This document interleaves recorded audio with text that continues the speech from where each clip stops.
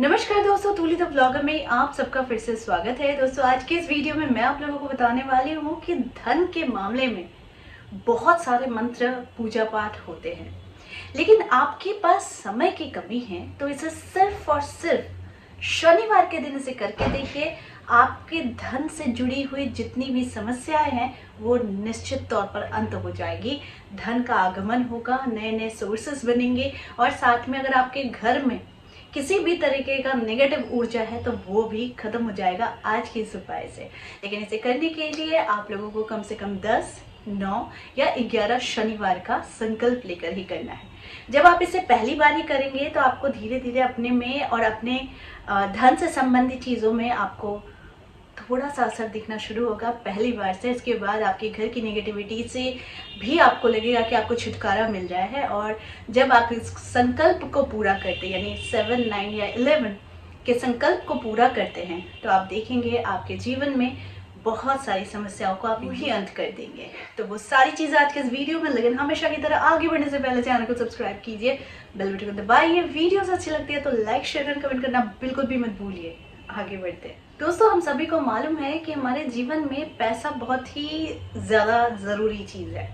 पैसे के बिना कुछ नहीं होता है, लेकिन पैसा है मगर शांति भी नहीं है, तो ये भी बहुत इंपॉर्टेंट हो जाता है। तब हम लोग कहते हैं, हे ईश्वर, मुझे शांति दो, मुझे पैसे नहीं, मुझे शांति की ज़रूरत है। लेकिन आप किसी में भी खुश नहीं रह पाते। अगर आपके पास पैसा आता है तो भी आप खुश नहीं है, अगर आपके पास पैसा नहीं है लेकिन शांति बहुत है तो भी आप खुश नहीं है। क्योंकि तब जब आपके पास शांति है तो आप पैसे को ढूंढेंगे, और जब आपके पास पैसा है तो आप शांति को ढूंढेंगे। और ये शांति मिलेगी कहाँ? ये शांति इस उपाय से मिलेगी। पहली बात जो बहुत ज़रूरी है, जो मैं समझा देती हूँ, जो मैं हमेशा कहती हूँ, पूजा पाठ, आरती और घी का दिया जिस घर में जलता है वहाँ पर कभी भी धन धान्य की कमी नहीं होती है, और ख़ास तौर पर मानसिक शांति की कमी कभी नहीं होती। वो इंसान कभी डिप्रेशन में नहीं जा सकता है जो इंसान पूजा पाठ और घर की साफ सफाई और वहाँ के धूप दीप और जो हमेशा नेगेटिव एनर्जी को दूर रखने का प्रयास करता है। यानी इसका माध्यम होता है घंटा बजाना, शंखनाद का, और साथ में दिया जलाना। ये सारी चीज़ें जो होती है, जिस घर में मंत्र उच्चारित होती है वहाँ पर नेगेटिव ऊर्जा ज़्यादा देर तक नहीं रहती है। लेकिन फिर भी बहुत सारे लोग हैं कि ये सारी चीज़ें नहीं कर पाते हैं, और करने के बाद भी उनके जीवन में कभी कभी उन लोग इतने परेशान हो जाते हैं कि उनको लगता है कि मेरे पास इतने कुछ करने के बाद भी कुछ नहीं आ रहा। तो चलो फटाफट एक ज़बरदस्त उपाय बता देती हूँ। हम सभी को मालूम है कि कपूर पूजा में यूज होता है, लेकिन कपूर का मेन उद्देश्य क्या होता है? कपूर आपके धन से जुड़ी हुई समस्याओं को अंत करता है, नेगेटिव चीज़ों को अंत करता है, और तीसरी जो सबसे ज़्यादा इम्पोर्टेंट होती है कि ये आपके घर में लक्ष्मी माता को स्थायी रूप पर वास कराता है आपके घर में। अगर आप कपूर का सही ढंग से आप इसकी प्रयोग अगर करते हैं तो आज एक ज़बरदस्त उपाय है जो मैं बताती हूँ आप लोगों को। चुनाव सिर्फ और सिर्फ मैं आप लोगों को कह रही हूँ शनिवार के दिन का कीजिएगा, ठीक है?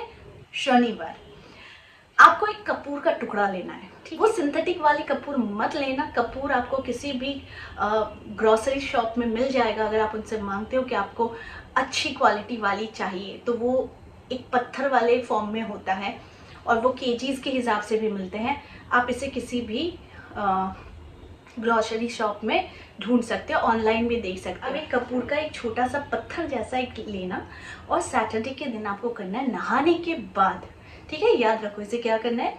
नहाने के बाद आप इसे घर के पूरे दीवार से लेकर, देखो ये टफ काम नहीं है लेकिन ये सुनने में टफ लग रहा है, आपको ये मेन दरवाजे से यानी अंदर की तरफ से करना है। मेन दरवाजे से लेकर पूरे दीवार से होकर, पूरे घर से होकर, पूरे कमरे से होकर, पूरे बैल्कनी, आपका हॉल रूम, आपका किचन, आपका मेन एंट्रेंस पर फिर वो रिटर्न होके आना है। वो कपूर को आपको सबको टच कराते हुए, हर एक दीवार को टच कराते हुए, ठीक है? उसके बाद ये कपूर जो है इसे आपको किसी मंदिर में जाकर जला देना है। यानी कि आप इसको ध्यान रखो, नहीं तो आप इसको घर के बाहर जाकर जला दो। अगर मंदिर में जलाते हो तो फिर याद रखो कि आपका जो भी प्रॉब्लम है, जो भी आपकी नेगेटिव ऊर्जा है, वो आप मंदिर में जाकर, यानी नेगेटिव ऊर्जा को आप ईश्वर के सामने इसे खत्म कर रहे हो।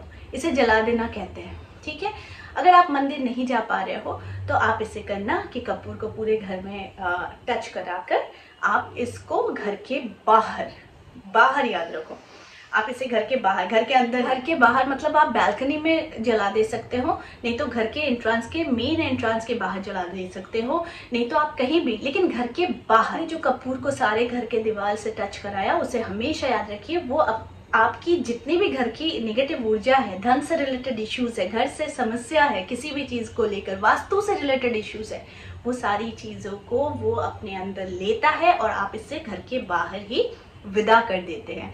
इसे आप करके देखिए, पहले दिन से आपको बहुत अच्छा असर दिखेगा। और अगर आपने संकल्प अगर लिया है, और संकल्प जरूरी होता है क्योंकि किसी कार्य को कोर्स के हिसाब से अगर आप करते हैं, यानी आपने 7 दिन का संकल्प लिया, यानी 7 शनिवार का, 9 शनिवार का या फिर 11 शनिवार का, तो आपको ये बहुत ज़्यादा फायदा देता है, ठीक है, क्योंकि पहले दिन से इसका असर आपको मिलता है। और जब आप रेगुलर करते रहते हैं तो फिर ये धीरे धीरे धीरे धीरे आपको ये अपना पूरा पूरा असर दिखाता है। तो इसे करके देखिए, धन से जुड़ी हुई समस्याएं समाप्त होंगी, घर की नेगेटिव ऊर्जा खत्म होगी, घर में कलह होता है वो खत्म होगा, और घर में वास्तु दोष भी है तो वो भी चला जाता है, साथ में खुशियाँ बहुत ज़्यादा आ जाती है। तो आई होप आज का वीडियो आप लोगों को अच्छा लगा होगा। इस तरह के वीडियोस मैं आप लोगों तक लाती रहूंगी। आज के लिए बस इतना ही, फिर मिलेंगे एक नए टॉपिक के साथ। तब तक के लिए आप सबको मेरा प्यार भरा नमस्कार।